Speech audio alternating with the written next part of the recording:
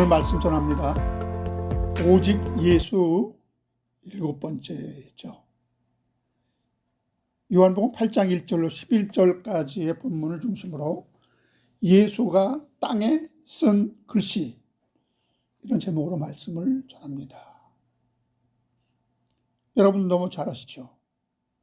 서기관과 바리새인들이 예수를 시험에 빠뜨리고자 위해서 현장에서 간음하다가 붙잡은 여인을 끌고 와서 예수께 논쟁을 벌였던 사건을 우리는 너무나 잘 압니다.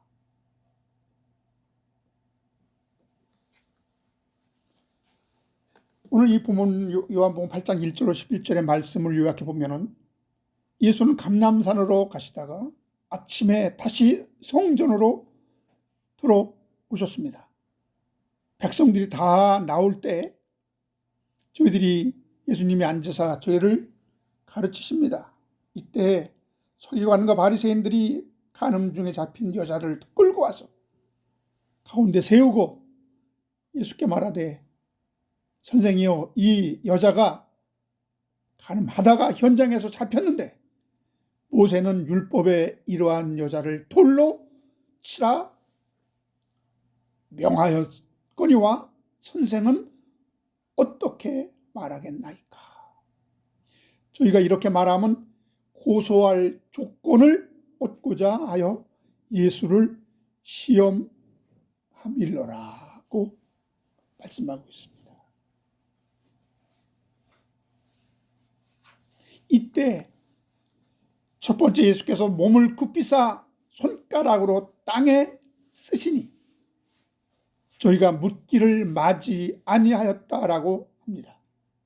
이에 예수께서 일어나 가라사대, 너희 중에 죄 없는 자가 먼저 돌로 치라 하시고 다시 두 번째 몸을 굽히사 손가락으로 땅에 쓰셨다 했습니다. 그랬더니 저희가 이 말씀을 듣고 양심의 가책을 받았다는 말 잘 새기시고 어른으로부터 시작하여 젊은이까지 하나씩 나가고 오직 예수와 그 가운데 서 있는 여자만 남았다 라고 되어 있습니다. 예수께서는 일어나서 여자 외에 아무도 없는 것을 보시고 이르시되, 여자여, 너를 고소하던 자들이 어디 있느냐? 너를 정죄한 자가 없느냐? 그 여인이 대답하되, 주여, 없나이다. 예수께서 가라사대, 나도 너를 정죄하지 아니하노니 가서 다시는 죄를 범치 말라 하시니라. 이렇게 되어 있죠.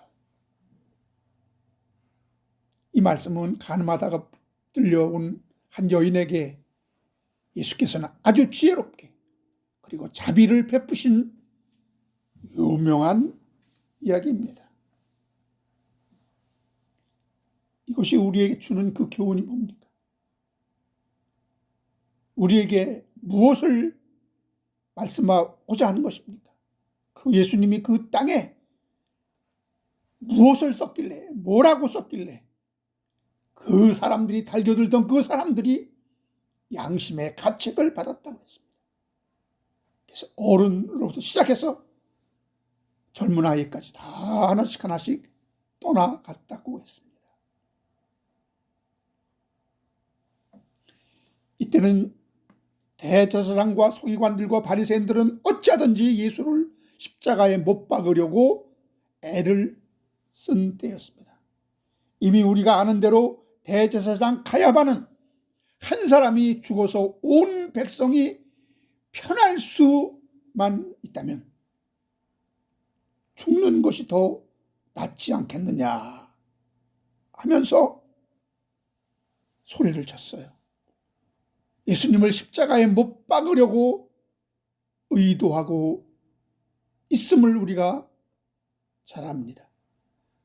또한 제사장들은 하속도를 보내어 체포형까지 내렸지만 오히려 예수님의 권위에 굴복되어 포기할 수밖에 없었습니다.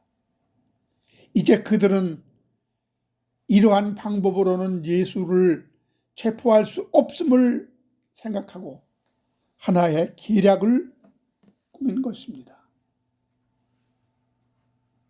여러분, 가만히 생각하면요, 악한 지혜가 때로는 선한 지혜보다 더 크다는 생각을 하게 됩니다. 다시 말하면 사람이 선한 일을 하기 위해서 지혜를 내는 것보다 악한 일을 위해서 지혜를 내는 편이 훨씬 더 간교하다는 이야기예요. 그리고 더 힘이 덜 들 때가 있습니다.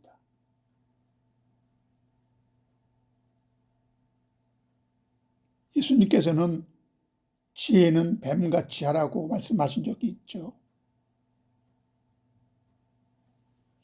다음에는 이 말씀이 무엇을 의미하는지 아마 설교하게 될 것입니다.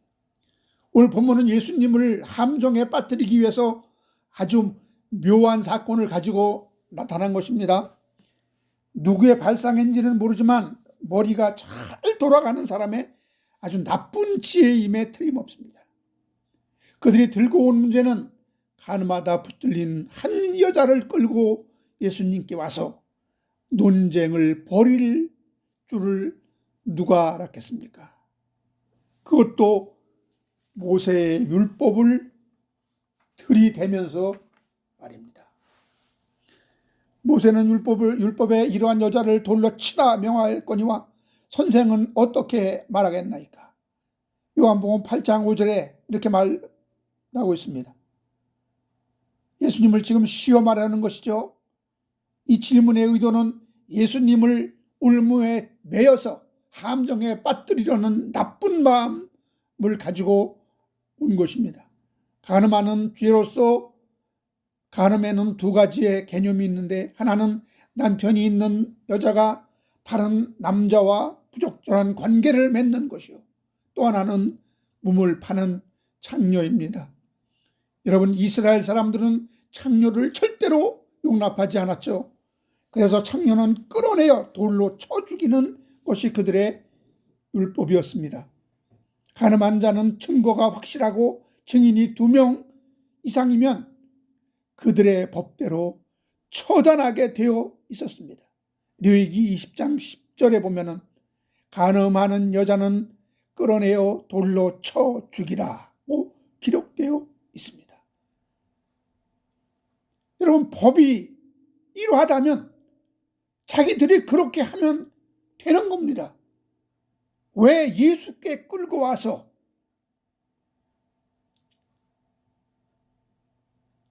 이 여인을 모세의 율법대로 우리가 돌로 쳐 죽여야 합니까? 아닙니까? 이걸 묻습니까?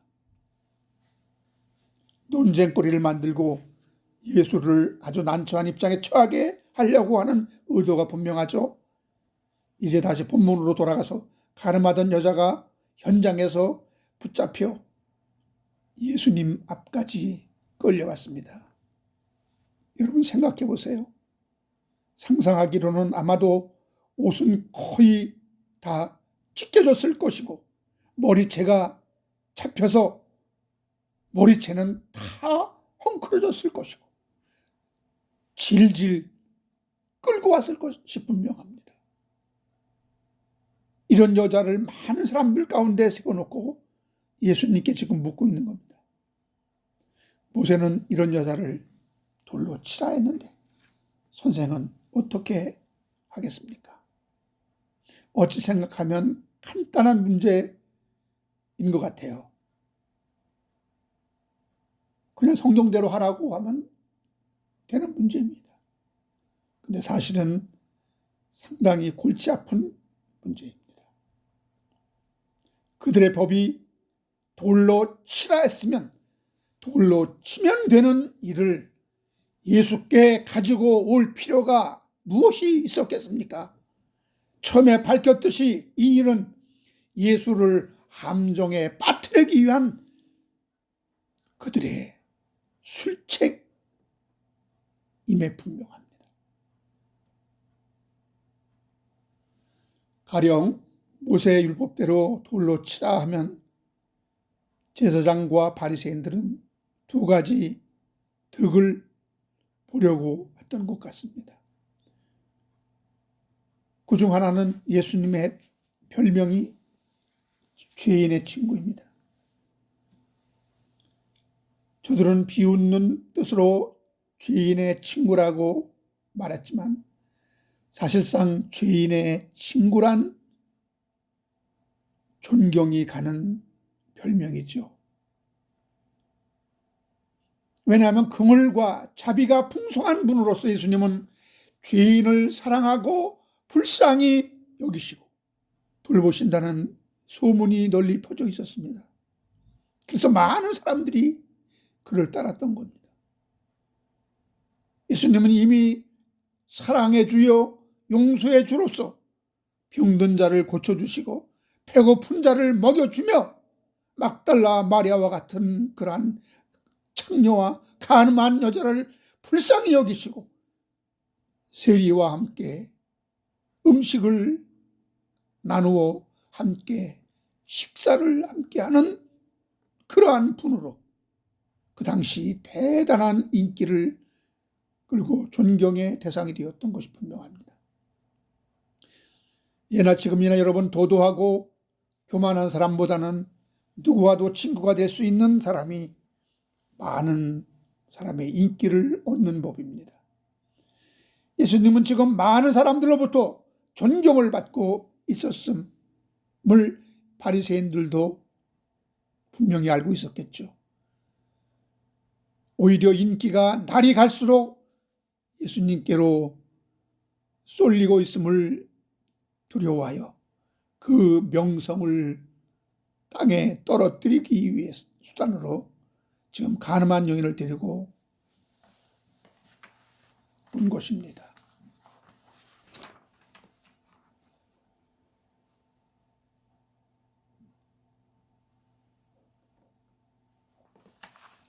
그래서 예수님이 모세 율법대로 돌로 치라고 그렇게 답하시면 자비의 주님도 별 수가 없다고 소문을 내어 이간질을 붙이려고 그렇게 작정했던 것이죠. 또 한 가지, 돌로 치라고 하면 당장 로마 총독에게 가서 고발을 할 계획이었음이 분명합니다.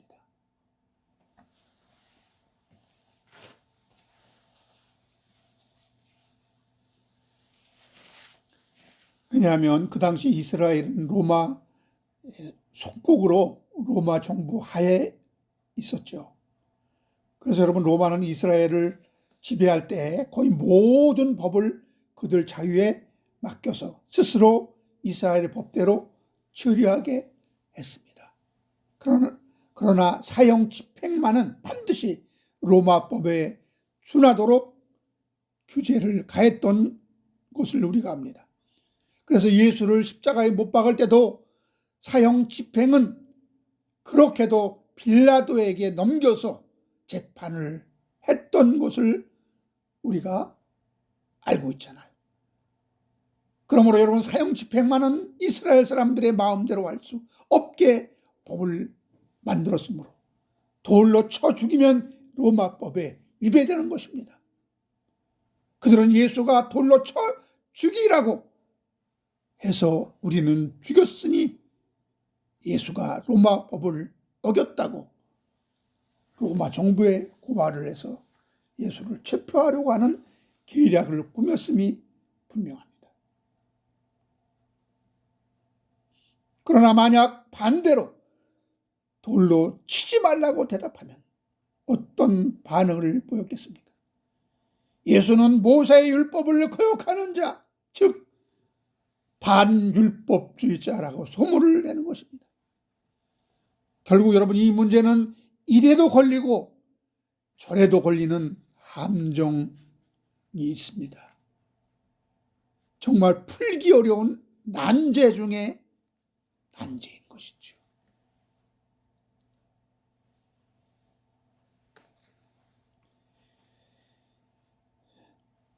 예수님은 이와 유사한 시험을 여러 번 당하셨습니다. 한 번은 여러분 세금 문제를 가지고 와서 로마의 세금을 바쳐야 합니까? 바치지 말아야 합니까? 라고 물었죠. 여러분 로마 세금을 바치라고 하면 비애국자라고 비난할 것이고, 바치지 말라고 하면 로마법을 어겼다고 또 올가미를 씌우려고 그렇게 할 것이고,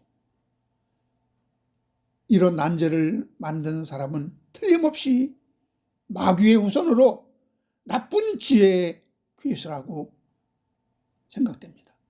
그러나 예수님께서는 정말 지혜롭게 대처하셨습니다. 그야말로 더 높은 지혜가 여기 있는 것입니다. 세상적인 악마의 지혜가 아니라 하늘로부터 내려오는 지혜가 있는 것입니다. 야고보 3장 17절에 보니까 오직 우위로부터 난 지혜는 첫째 성결하고, 다음에 화평하고 관용하고 양순하며 긍휼과 선한 열매가 가득하고 편견과 거짓이 없다라고 했습니다. 이런 지혜가 이 세상에 어디 있겠습니까? 화평하고 누구에게나 어떤 불편, 부당이 없고, 또 관용하고 양순하고 긍휼과 선한 열매가 가득하고 편견과 거짓이 없는 지혜, 이런 지혜가 이 세상에 어디 있겠습니까? 이건 하늘로부터 내려오는 지혜입니다. 예수님은 이런 지혜를 가지고 계셨습니다. 그래서 그런 질문을 받았을 때 예수님의 명답은 가이사의 것은 가이사에게 바치고 하나님의 것은 하나님께 바치라 그랬습니다. 우리 그리스도인들에게 하나님을 섬기고 하나님 나라에 속했다고 하는 우리 그리스도인들에게 아주 많은 것을 깨닫게 합니다.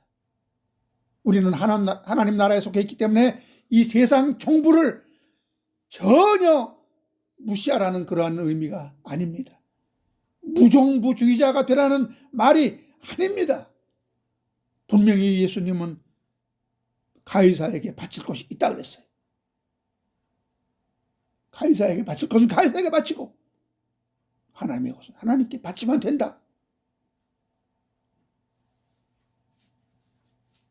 바로 사람으로는 생각할 수 없는 하늘의 지혜로 저희들의 입을 막아버렸습니다. 오늘 본문에 예수님께서 몸을 굽히사 손가락으로 땅에 쓰시니, 요한복음 8장 6절에 보니까 여기 더 높은 지혜란 일단 땅에다가 손가락으로 글을 썼다는 겁니다. 예수님께서 글을 쓰셨다는 기록은 성경 전체에 아무에도 없습니다. 이것뿐입니다. 정말 책이라도 한 권 남기셨으면, 아니 몇 자라도 쓰신 것이 있으면 얼마나 좋겠습니까? 그러나 예수님은 글을 쓰시지 않았습니다. 여기에서 땅에다 쓴 글씨밖에 없습니다.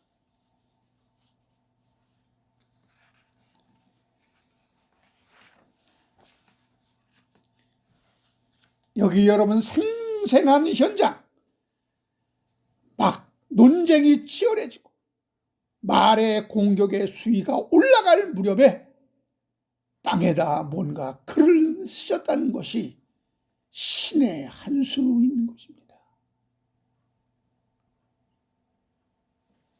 물론 예수님은 신이니까 예수님이 하시는 일은 뭐든지 다 신의 한 수죠.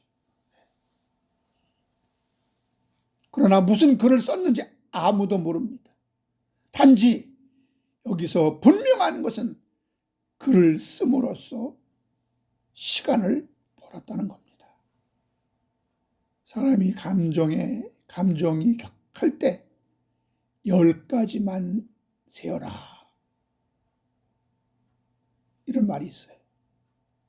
아무리 억울한 말을 듣더라도 말 대답을 하기 직전에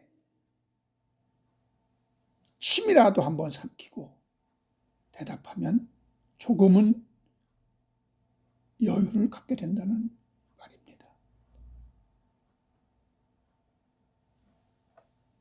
그러나 흔히 여러분, 억울하다는 것에만 집착하여 상대방의 말을 채 듣기도 전에 먼저 자기 말만 하게 되니 여기에 문제가 생기게 되어 있죠.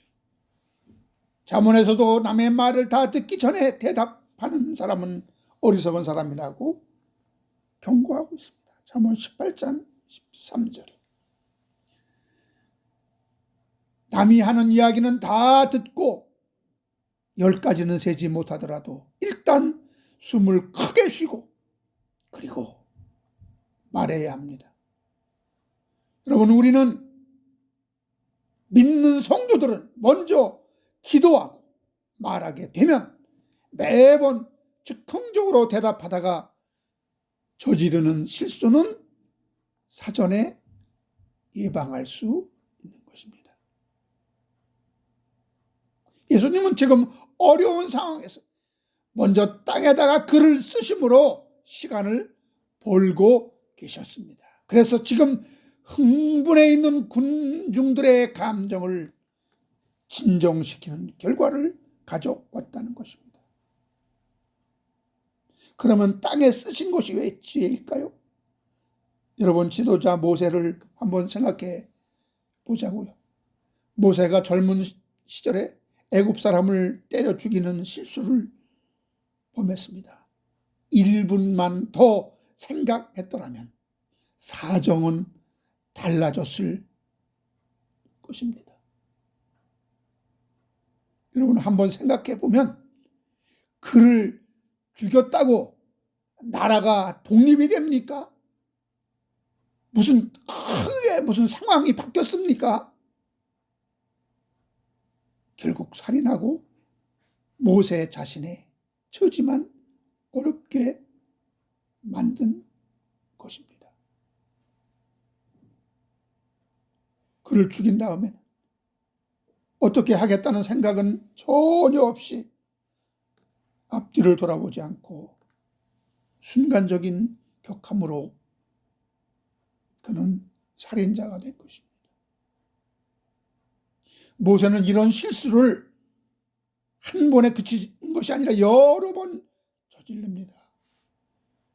하나님께 선택되어 여러분 산에서 십계명을 가지고 내려올 때도 하나님이 직접 써주신 돌비석을 그대로 집어 던지는 혈기를 부렸습니다. 물론 백성들이 우상 섬기는 것을 목격했을 때 화가 머리 끝까지 치밀어 올라서 그런 행동을 벌였지만 하나님이 주신 비석을, 그 십계명을 내려놓고 다른 돌을 집어 던질 수도 있지 않았습니까? 그 하나님이 귀하게 써주신 그 십계명을 그들한테 내던져가지고 그것을 깨지게 했다는 것은 분명 모세의 실수잖아요.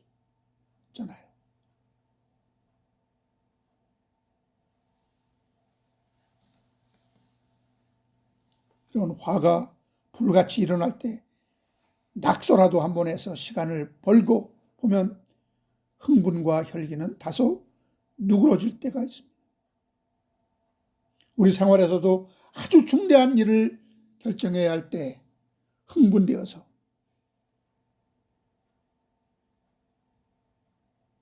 실수하지 말고 내일로 결정을 미루고 기도하면 뭔가 큰 실수를 범하지 않을 수 있습니다. 옛말에 이런 얘기가 있습니다. 내일 두고 보자는 사람은 무섭지 않다. 하루 사이에 그 마음이 다 변하고 다 누그러진다는 거예요. 우리가 무슨 일을 쉽게 결정하지 못할 때 우리는 핑계로, 성도들은 이러한 습관이 있습니다. 한번 기도해 보죠. 한번 기도해 보겠습니다. 우리 한번 기도해 보겠습니다. 말하는 경우가 있는데, 우리가 상황을 모면하기 위한 임기응변 같지만 문제를 더 냉철하게, 그리고 기도의 시간을 벌면서 묵상할 수 있는 기회를 갖는 것은 우리에게 실수를 할 수 있는 기회를 줄여준다는 것에서 아주 긍정적인 면이 있는 것입니다. 실직으로 기도하게 되고 하나님께 묻게 되고, 이것이 올바른 것인지 아니면 잘못된 것인지 심사숙고하게 되는 그런 기회를 갖게 되는 것이죠. 오늘날 여러분, 부부가 이혼하는 경우가 너무나 많습니다. 50%, 60%가 넘는데, 두 가정 중 한 가정은 이혼한 가정이다 생각할 정도로 그렇게 이혼하는 숫자가 많이 늘어납니다. 부부가 이혼할 때 이런 제도가 있습니다. 숙려 기간을 두는, 3주를 두든가 3개월을 하든가 숙려 기간을 두는 거예요. 그래서 이 숙려 기간을 통해서 많은 경우에 그 이혼이 줄어든다고 합니다.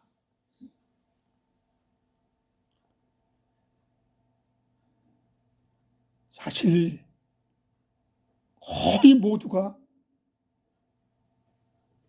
정말 살 수 없는 그런 이유 때문에 이혼하는 경우는 거의 없어요. 사소한, 아무것도 아닌 사소한 일 때문에 한 번만 더 생각하면은 참을 수 있는데, 견딜 수 있는데, 정말 그 사람하고 계속 살면은 내 생명이 위협이 된다거나 그런 경우가 아니라면 다 참을 수 있고 견딜 수 있는 것들입니다. 예수께서는 지금 이 순간 생명에 관한 중요한 문제이므로 우선 시간을 버는 의미에서 땅에 글을 쓰신 것으로 생각이 됩니다. 또 하나는 살기 등등한 군중들이 보기 싫어서 글을 썼다고 생각할 수 있습니다. 여러분, 무리들은 지금 흥분이 되어서 눈에 핏기가 서려 있었고, 가늠한 여자는 끌려오느라고 만신창이가 되어 있었을 것이 분명합니다. 예수님은 그런 장면들을 지금 보면서 이야기한다는 것은 참으로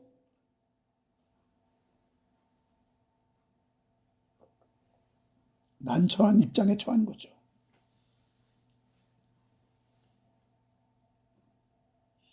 그들은 예수님을 재판에 몰아넣고 올가미를 씌우려고 잔뜩 벼르고 있었습니다.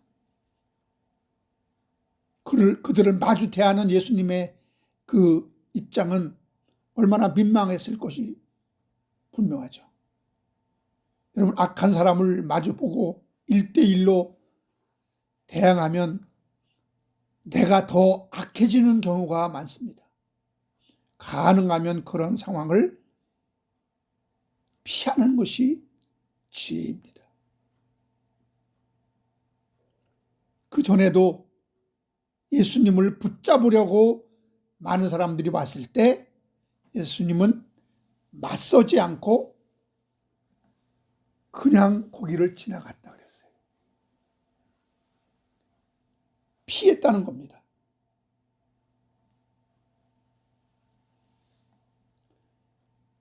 오늘 본문의 그 요한복음 8장 59절 한번 보세요. 거기 무슨 말씀이 있는가?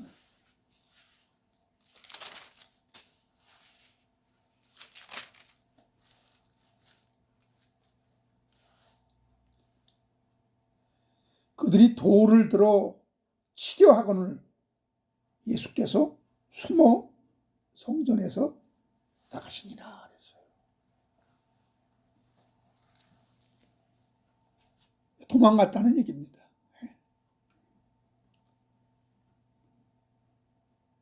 예수님께서는 몸을 피하여 성전에서 나가셨다. 예수님은 아무 때나 맞서지 않았습니다. 아주 난처할 때, 생명의 위기가 있을 때, 그 상황을 모면하기 위해서 슬그머니 피하여 도망가셨습니다. 숨었다 그랬죠. 이게 지혜입니다.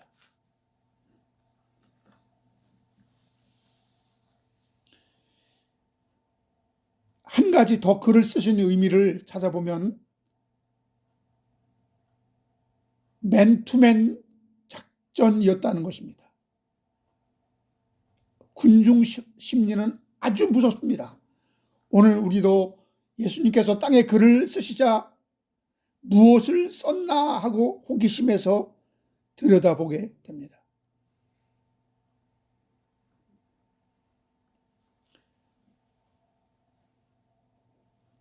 들여다보면 한꺼번에 다 들여다볼 수가 없거든요. 몇 사람 정도가 들여다보고 또 그네들은 야, 무슨 글이다. 뭐라고 썼다. 이렇게 서로 얘기하고 그렇게 해서 어떤 그런 군중의 대열이 이렇게 흩어지게 돼요. 예? 그러므로 몇 사람이 보고 물러서면 또 몇 사람이 보고 이렇게 하나씩 군중으로부터 흩어지는 것은 이 상황에서 매우 중요한 의미를 갖게 됩니다. 이것은 여러분 군중 심리에서 벗어나서 내 양심과 하나님과 내가 만나게 되고 생각을 가다듬게 하는 방법으로 군중 심리가 아닌 나의 생각을 마주하는 시간이 되었을 것이 분명합니다. 그래서 우리는 기도할 때 여러 사람이 함께 모여서 대화하고 토론하는 시간이 아니라 나 혼자 기도하는 시간이 되면은 그때 우리는 정말 진정으로 하나님과 만나는 그러한 시간이 되잖아요. 여러분 죽을 때 하나님 앞에 나 혼자 서는 것임을 다시 생각하게 됩니다.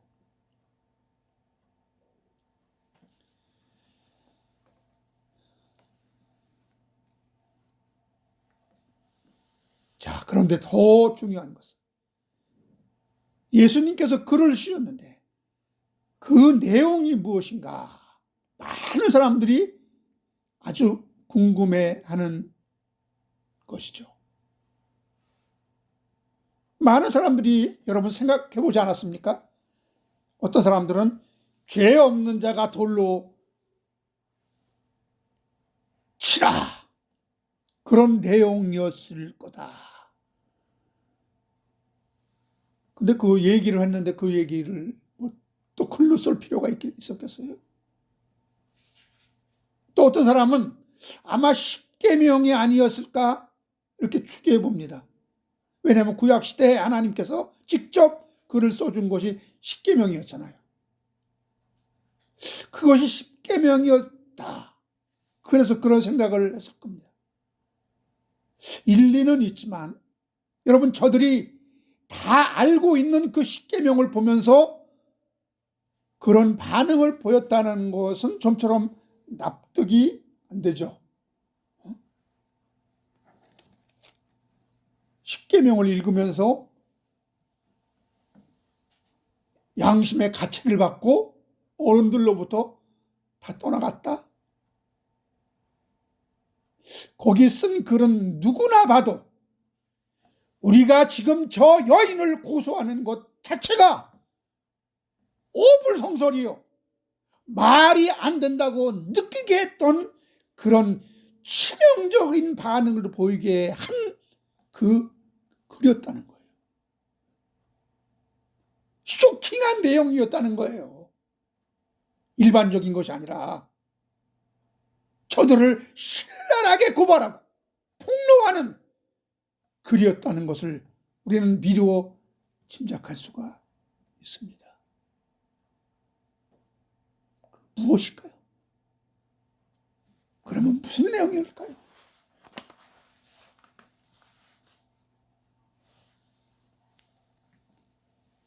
그들을 무한하게 만들고 창피하게 만들 수 있는 그런 원색적인 글이었다는 것입니다.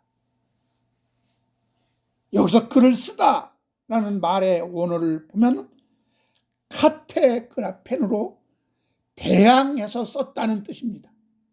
다시 말하면 자기 나름대로도 낙서하듯이 자기 생각을 쓴 것이 아니라 상대방을 대항해서 공격하기 위해서 쓴 것이 바로 카테그라펜이라고 한다는 거예요. 이렇게 여러 가지를 종합해서 보면은 2000년 동안 내려온 전통적인 해석을 알 수 있는데, 예수님이 쓰신 글은 죄의 제목이었다는 거예요. 무엇? 죄의 제목. 저도 여기에 동의하는 바입니다. 이것을 읽으면서 많이 묵상하고 많이 생각했는데, 저도 예수님이 그랬을 것이다. 그래서 저들이 충격을 받았을 것이다. 여러분, 사도 바울은 로마서 1장 29절 30절에서 우리 평범한 인간 속에 있는 죄성을 이렇게 지적합니다. 인간 속에 모든 불의, 추악, 탐욕, 악의가 가득한 자요, 시기, 살인, 분쟁, 사기, 악독이 가득한 자요, 수군하는 자요, 비방하는 자요, 하나님께서 미워하시는 자요, 능욕하는 자요, 교만한 자요, 자랑하는 자요, 악을 도모하는 자요, 부모를 거역하는 자요, 우매한 자요,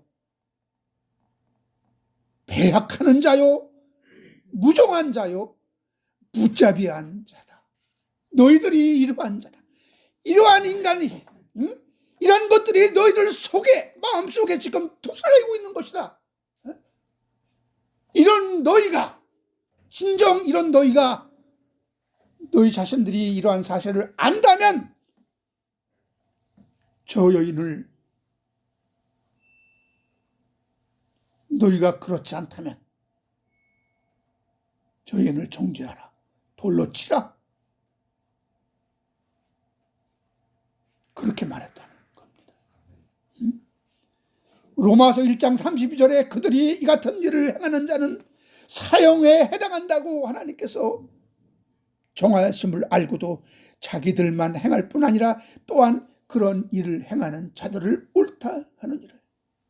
여러분, 간음, 살인, 도둑질, 거짓 증거 등 죄명을 계속 쭉 써내려갔다고 생각하는 것이 아주 성경적이며 일리 있는 해석입니다. 저들을 대항해서 썼기 때문에 그렇게 상상할 수가 있는 겁니다. 사람들은 예수께서 죄목을 계속 써내려가는 동안 재촉했다고 본문에 말하고 있습니다. 그 이유는 그를 못 보는 사람들이 많기 때문에 그를 보고도 여러분 재촉하는 겁니다. 뭐야? 그래서 주님은 다시 두 번째 허리를 굽혀서 땅에다 글을 썼다고 했습니다. 왜냐하면 난 그런 행동, 그런 나쁜 짓 저지른 적이 없는데, 그걸 읽으면서도 그들이 서로 나랑 그런 일을 한 적이 없는데, 나는 그런 행동한 적이 없는데 하면서 서로 수군거리고 서로 자의반 타의반, 어떤 사람은 양심의 가책을 느끼기도 하고, 예수님은 쐐기를 박는 거예요. 다시 썼다는 거예요. 다시 썼다는 거예요. 너희 중에 음탕한 생각, 혈기, 시기, 질투, 여러분 원망, 불평, 비난, 미워하는 마음, 분노, 화냄, 시기, 질투, 이런 죄악들을 지금까지 한 번도 마음으로부터 생각하지 않은 자가 있느냐? 그런 자가 저 여인을 돌로 치라. 결정적인 쐐기를 박는 거죠. 행하는 행동은 안 했지만, 그런 죄를 행함으로 범하지 않았지만, 그걸 마음으로 생각으로 한 번도 안 한 자는 없을 거란 말이에요. 그래서 요한복음 8장 7절에서 너희 중에 이런 죄 없는 자가 먼저 돌로 치라 말씀한 겁니다. 이러면 여러분, 생각 있는 자라면 절대로 거기 버틸 수가 없는 거죠. 양심이 조금이라도 제대로 작동되는 자들이라면 거기 버티고 있을 수가 없는 거죠. 그래서 누가 먼저 떠났다고 그랬습니까? 자기 죄 인식이 있는, 그래도 어른으로부터 시작해요. 나중에 젊은 사람들까지 죄책감을 갖고 떠나갔다는 겁니다. 지각이 있는 자, 그래도 좀 인격이 있는 자, 양심의 가책을 받고 그 자리를 떠나갔다 그랬어요.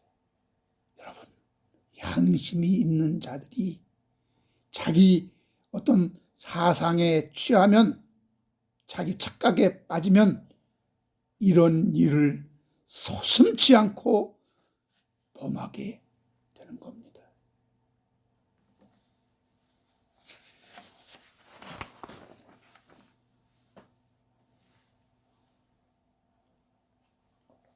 그래서 여러분, 젊은 사람들보다는 성인들이 자신의 죄가 무엇인지, 인간이 얼마나 잔악한지, 그리고 얼마나 인간이 포악한지 더 잘 알고 있었을 것이 분명하죠. 죄에 대해서 어느 정도 더 민감했을 겁니다. 그래서 어른으로부터 시작해서 그저 군중심리로 끌려왔던 젊은 청년들에 이르기까지 하나하나씩 떠나갔다라고 기록되어 있습니다. 너무나 설득력이 있는 해석입니다. 그냥 저의 개인적인 상상이 아니라 이런 주장들이 오래전부터 전승되어 온 것입니다. 죄가 없는 자의 원문의 뜻은 죄가 없다는 말만이 아니라 죄에 대한 욕망이 없는 자라는 뜻입니다. 다시 말하면 여러분, 행동한 죄만이 아니라 마음으로부터 짓는 죄까지 포함하고 있는 것입니다. 그래서 예수님께서 산상수훈 마태복음 5장 28절에 나는 너희에게 이르노니 음욕을 품고 여자를 보는 자마다 마음에 이미 가늠하였느니라. 분명히 이렇게 말씀하셨죠. 이 여자는 간음을 행동으로 옮겼지만 너희들의 마음속에는 간음하는 마음이 없느냐고 물으시는 것입니다. 그러므로 원문의 뜻대로 적어보면 너희 중에 죄에 대한 욕망이 한 톨이라도 없는 자가 있다면 그는 저 여인을 돌로 치라, 이렇게 말씀한 거예요. 저 간음, 살인, 도둑질, 거짓 증거, 이런 죄에 대하여 욕망조차 없는 자가 너희 중에 한 사람도 있다면 그가 저 여인을 당당하게 돌로 쳐라, 이렇게 명한 거예요. 여기서 생각해야 할 문제는, 나는 비록 저 여인과 같이 간음을 하지 않았어도 거짓말을 했을 수 있고, 남을 미워할 수 있고, 죄를 짓게 하여 마음속으로 살인할 수 있고, 형제를 미워한 자마다 살인자라고 했잖아요.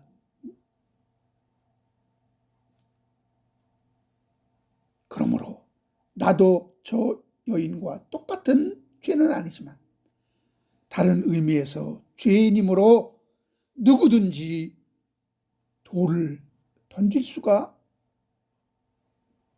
없었던 것은 너무나 당연하죠. 여러분, 이 말씀은 남을 비판하고 남의 죄만 지적하고 판단하고 심판하는 자들은 먼저 자신의 처지를 봐야 한다는 겁니다. 나는 저들 같은 죄를 짓지 않았지만 더 악독한 죄를 품고 있을 수 있다는 거예요. 자기 죄를 못 보니 남의 죄만 보이는 것이요, 내 눈에 보이는, 자꾸 눈에 보이니 그걸 자꾸 지적하게 되는 것이고, 함부로 여러분 비판하게 되고 죽일 죄인 취급하게 하면서 자신을 조금만 돌아보면 절대로 그렇게 할 수 없는데 말입니다. 우리들이 흔히 남을 비판하고 비난할 때 어떻게 생각합니까? 나는 저들과 같은 죄를 범하지 않았어. 나는 깨끗해. 이런 생각을 갖는 거예요.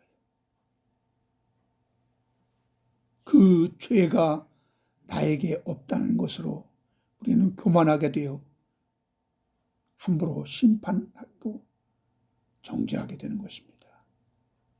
우리가 조심해야 될 일입니다. 사랑하는 여러분, 이 사건이 우리에게 주는 또 다른 큰 의미는, 여러분, 우리가 남의 죄를 귀신같이 알아내고 지적하는 것으로 구원을 받을 수 없습니다.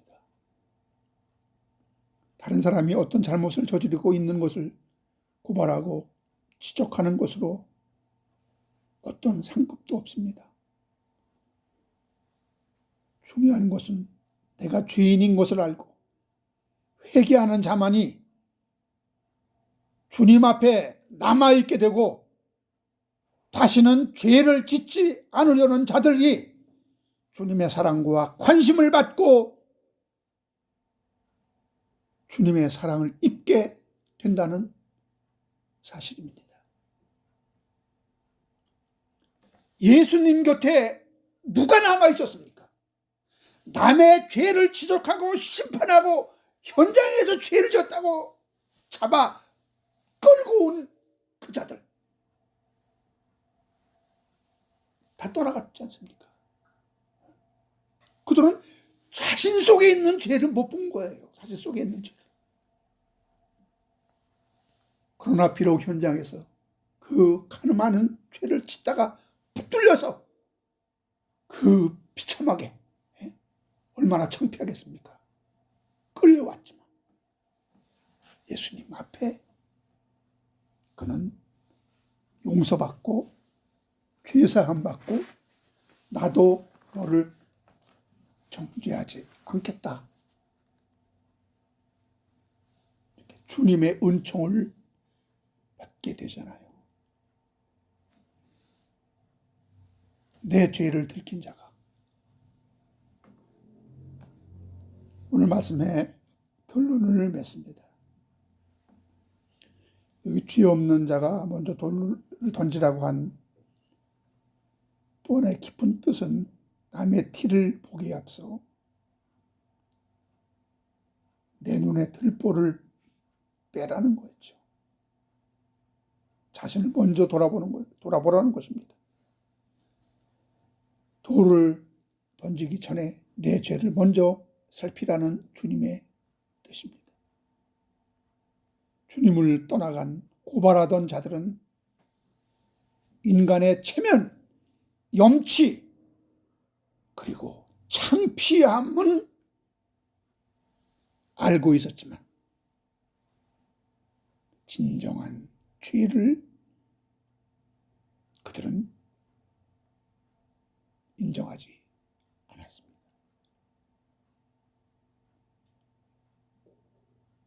그들이 진정 주님 앞에 주인임을 알았다면 그들은 예수를 떠나가는 것이 아니라 예수님 앞에 무릎 꿇어서 내가 죄인입니다. 저 여인보다 나는 더 큰 죄인입니다.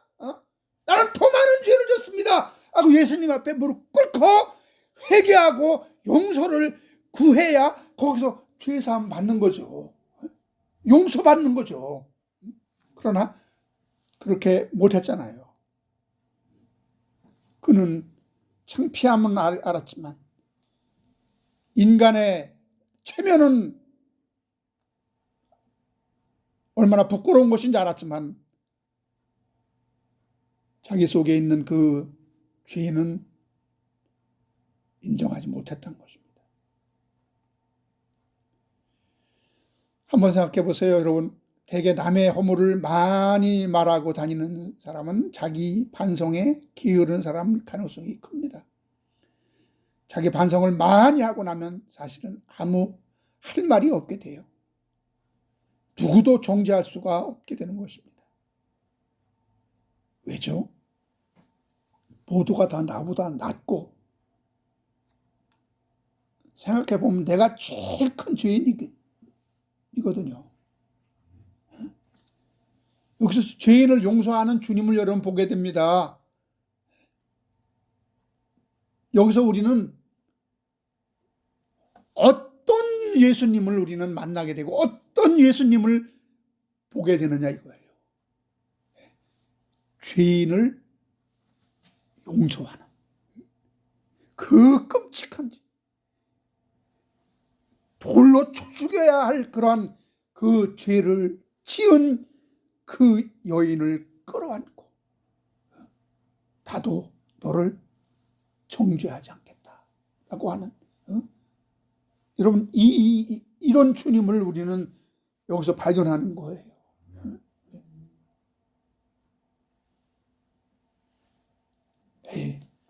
나는 뭐 그러한 죄를 안 지어서 나는 그 예수님 앞에 나는 안 끌려가면 되겠지.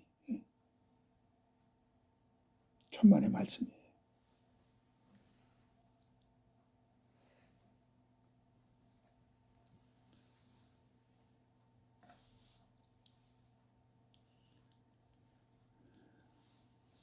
남의 죄를 지적하고 심판하려는 자는 다 예수 앞에서 떠나가게 되는 것을 봅니다. 진정 여러분 자신들의 죄인 것을 알았다면 거기 무릎 꿇고 자복해야 합니다. 그 반대로 여러분 가늠하다 현장에서 붙잡힌 여인은 이 비참한 운명적 사건 속에서 구원을 보게 되는 거예요.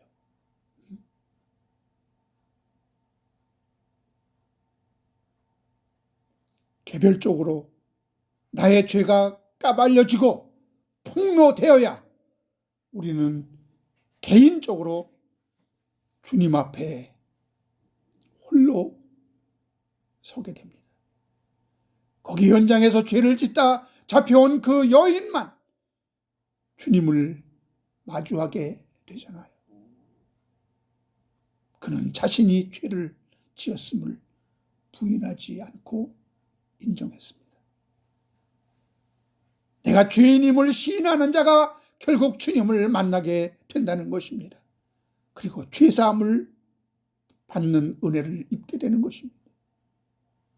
여러분 우리는 현장에서 나의 죄가 매일 들켜야 그리고 발각되어야 주님의 그 밝은 빛으로 발각되어야 그리고 회개하는 자로 서야 한다는 것입니다.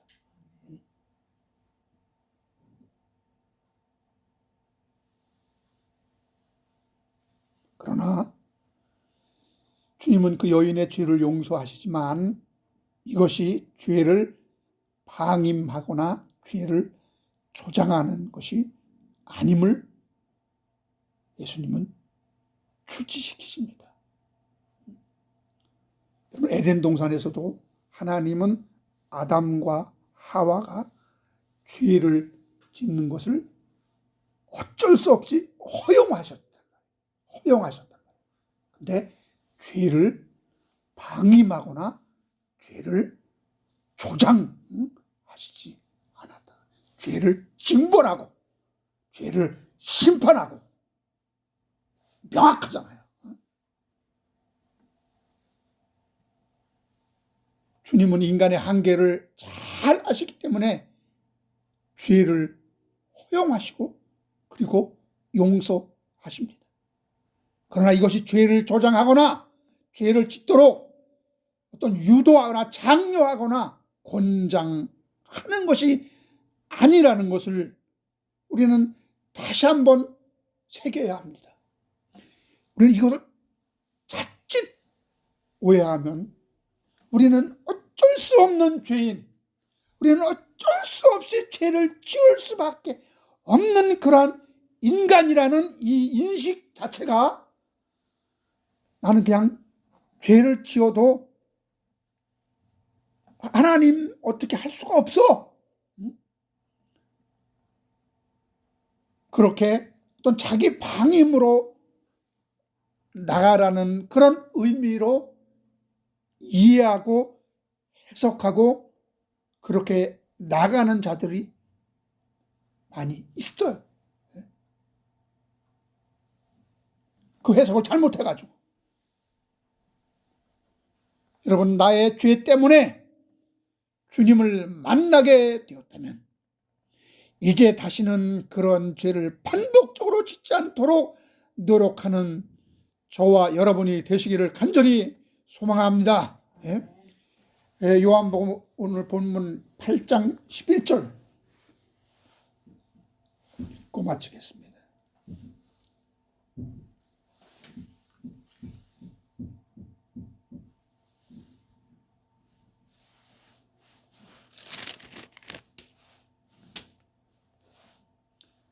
대답하되 주여 없나이다. 예수께서 이르시되 나도 너를 정죄하지 아니하노니 가서 다시는 죄를 범하지 말라 하시니라.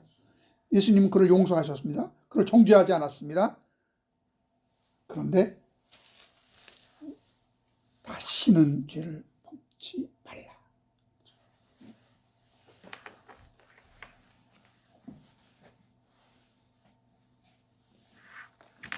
기도하겠습니다. 사랑하시는 주님, 한없이 용서하시고 한없이 죄인을 끌어안으시고 은혜를 베풀어 주시며 죄를 용납하시는 주님, 그럼에도 불구하고 다시는 죄를 짓지 말라 당부하시는 주님, 날마다 우리는 삶의 현장 속에서 우리의 연약함 때문에, 인간의 한계 때문에 우리가 하나님의 큰 은혜를 입었음에도 불구하고, 구원을 받았음에도 불구하고, 성령으로 거듭났음에도 불구하고 우리는 하나님의 만족한 자가, 하나님 마음에 합한 자가 되지 못하고 날마다 또 현장에서 나의 실수와 나의 잘못과 나의 허물을 통해서 나의 죄가 발각되고 우리의 죄성이 하나님 앞에 들켜지고 까발려질 때가 많이 있습니다. 아버지, 우리를 불쌍히 여겨주시고 그럼에도 하나님 우리를 사랑하시고 나도 너를 정죄하지 않는다 하신 그 예수님, 우리를 끌어안아 주시고 우리를 품어주시고 우리를 사랑해 주시며 이제 다시는 죄를 범치 말라 당부하시는 그 주님의 사랑 앞에, 그분의 능력 앞에 무릎 꿇어 날마다 우리는 죄를 이기는 자가 되게 하여 주시옵소서. 죄를 이길 수 있는 능력을 또 허락하여 주시옵소서. 이제는 우리 우주 예수 그리스도의 하나님 아버지의 그 측량할 수 없는 사랑하시고 성령님의 인도 충만 교통하시고 내주하시며 죄를 이기게 하시며 죄를 극복하게 하시고 성령의 그 무한한 능력으로 하나님 앞에 서기를 원하는 저 믿음의 사람들의 머리머리 이 교회와 이 나라 이 민족 지금으로부터 영원토록 함께 있을지어다. 아멘.